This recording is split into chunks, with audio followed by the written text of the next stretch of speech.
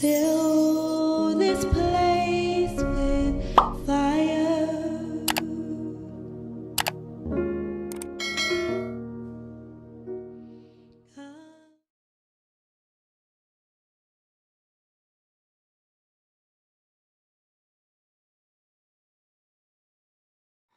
Okay, so today is the last and final day of my 10 days without social media fast. It is March 5th. I started on February 24th. I didn't record the other 4 days of this part 2 that I said I was going to do because it was like all over the place. But I'm home in Cedar Rapids, Iowa now, and I'm in my nephew's room. That's where you can see like the bunk bed and stuff like that. But I want to talk to you guys and end this part 2 video. I didn't want to leave y'all hanging because part 1 was really good. But yesterday I had like a breakdown, and I like poured my heart out to God because I didn't understand the season I was in. Just didn't understand, why I was going through certain things. And even though I had this hope that, one day I would tell a testimony and it would be so powerful. Like, I have like visions and like of what I'll say and how it will be one day when I tell this powerful testimony, but I didn't understand what was going on. And today I was watching like ceremonies and stuff like not ceremonies. I was watching sermons and stuff and just, staying consistent in God's word today, because that's what I needed. I came across this verse, and it is Jeremiah 29:11, and it says, "For I know the plans I have for you, declares the Lord, plans to prosper you, not to harm you, plans to give you hope in a future." And I was writing in my prayer journal, kind of just like venting to God, having a conversation with God, and I said I feel hopeless. And then I come across this verse where it says, "For I know the plans I have for you, plans to prosper you and not to harm you, plans to give you hope."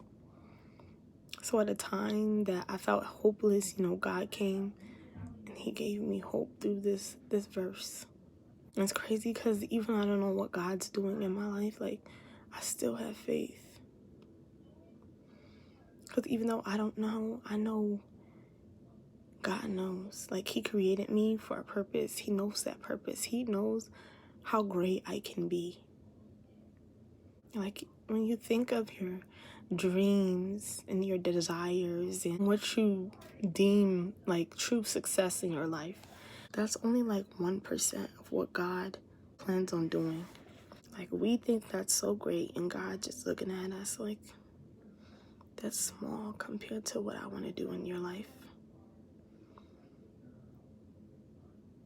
And then I thought, like, maybe I don't understand what God's doing in my life, in this season of my life, because I am not mentally or spiritually capable of understanding the capacity of it all.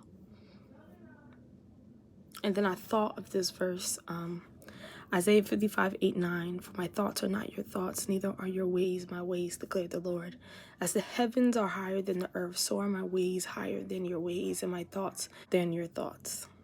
And I thought about that, and I said, God doesn't think the way we think. His ways are not our ways. Like, maybe I'm in this season where I just can't understand because I'm just not there. Like, it's not meant for me to understand. God is so great, and the way he thinks is far beyond how we think and what we think about, It's crazy because all this is running through my head as I'm bawling out my eyes.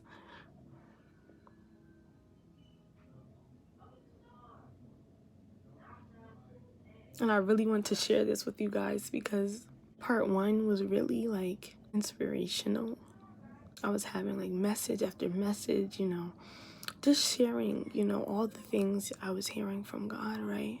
But it's not always cherries and butterflies. Like, not every day that you hear from God, you're going to be, on cloud 9, smiling and happy. You have your down days. You will have your down days. You will have days where you feel fear or doubt. And that just means, like, when you're being elevated by God, You know, like I'm hearing more and more from God every single day. And I'm getting closer to God every single day. I'm being elevated in new ways every single day. But the more we seek God, the more we get closer to God, the more the devil's going to attack us. He doesn't want us to be close to God. Because he knows the plans that God has for us. And he knows how great we can be.